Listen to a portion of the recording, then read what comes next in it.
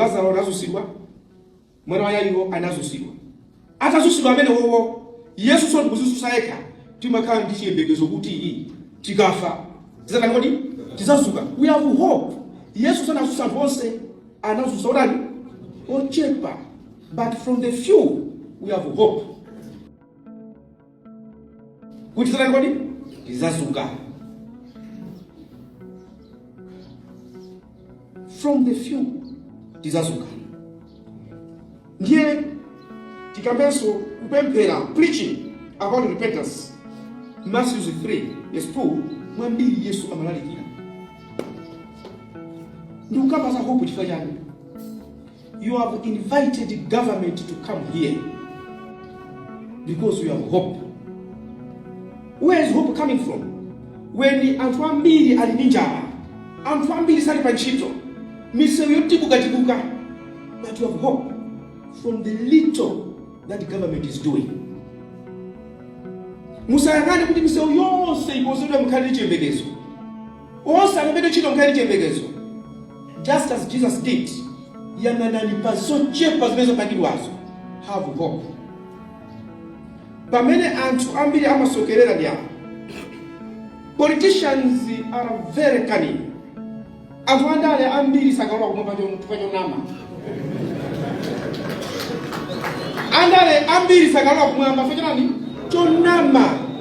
They know about kunama kumambaso kwa kulankulula. Akubwera lero ndikukuuzani all what they are saying to you as kuuzani zonena kuti awaiyayi koma ifeyo. What they are doing is kukuphanyirani hope. Now when they are there, somebody will come kukuphanyirani hope. Awakalowa abwera kulandani chiyembekezo awaiyayi koma ife alowa kulandani chiyembekezo koma iyayi. Have hope, and the hope should have action steps. And those action steps, musasire andale okha mulira, musasire ampingo okha, musasire committees. Together we move. Mukayangana misika mumuli anthu oti amazuka kwawo ndikupita pasika ndikubwerera kuyambira Monday to Sunday. Ndikufunsa kuti kodi uyu ni Malawi ali chiyembekezo. It is inuyo amipingo. Catch them. Let them come to church. Preach to them. Let them know what hope means. Without hope, kwa itafadu. So when my petition ya wao kwa ineyo, they are giving us hope. Akutipasa hope. Tikale ndi chiyembekezo. Tikale ndi chiyembekezo. Amipingo muli ndi ntchito yayikulu. Ifeso abo mali ndi ntchito yayikulu. Tikale ndi chiyembekezo. Kumwamba tusuku anthu amene ali church okha mpingo okha iyayi. Andaliso akalwa ine mukatipeza konko. Kamuzidi wako mukatipeza konko.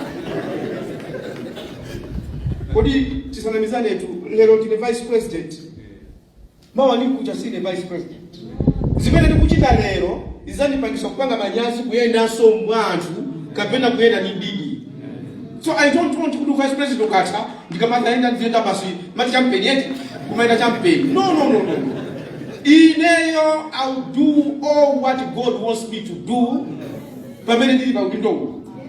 Without looking kuti iwaniki kwa chipani chanji, champingo wanji, Mulungu anatilenga tonse ofanana. Za Kaisara kwa Kaisara. Za Mulungu kwa Mulungu. Za anthu kwa anthu. Let us love one another. Tikondane wina ndi nzake. Mavuto amene alipowa, amene atachese ndi ifeyo. Palumbava tinene kuti yayi, izi zitu iyayi. Pali kukondera izi zitu iyayi. We have to do that. And I can assure you, kuti ine chilowere, tikakumanana president, timauzana zona zoka oluzipweteke. Zona zoka oluzipweteke. Ukapeza mwayi womuuza munthu wankulu zona, nena. Oluzipweteke, olochito itepo, nena.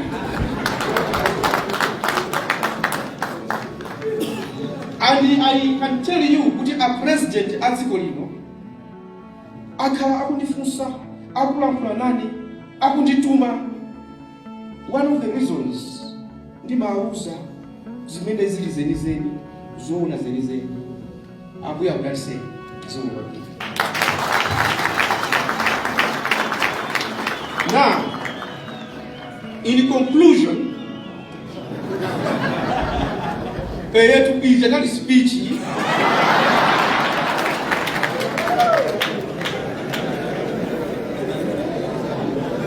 pakati pano sokono ndina ndipange ntchito yeniyeni yoyimira pano imene yoyo, I would say, with these few remarks, I declare the Malawi Church and Community Expansion Movement in the southern region of Malawi launched.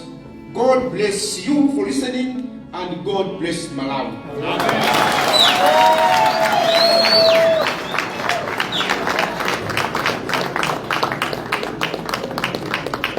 Beautiful.